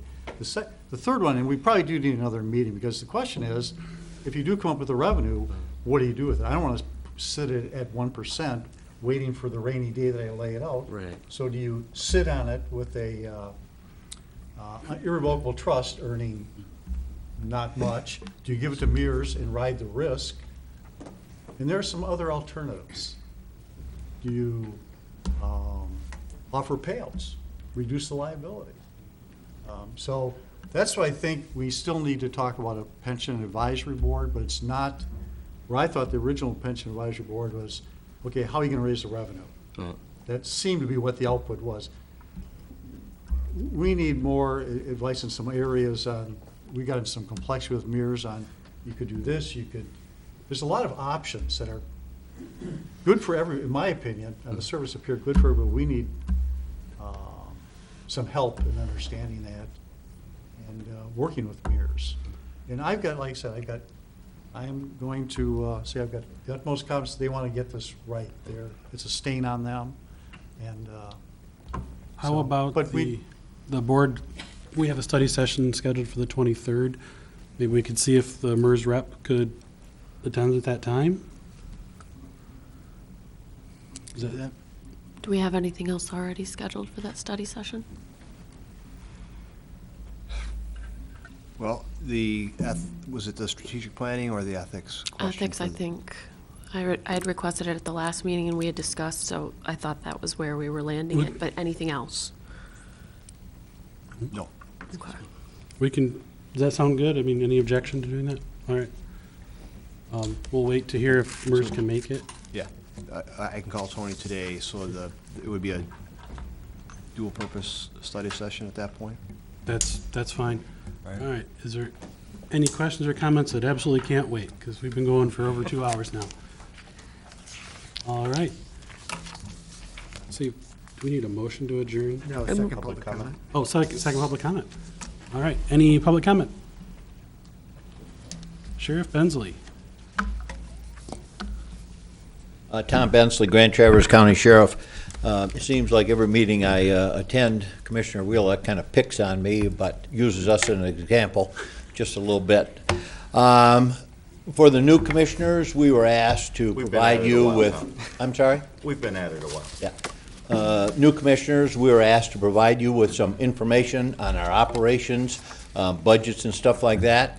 I think I provided you with enough. I outlined our complete budget, our personnel budget, our commodities budget, and as always, you are always welcome to call if you have any questions on our budget. We are a large part of the general fund budget, so if you have any questions whatsoever, please do not hesitate to give us a call.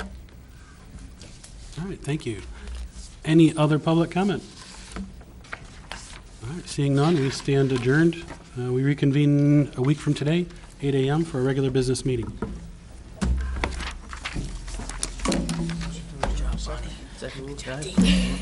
3 hours, 2 hours and 15 minutes.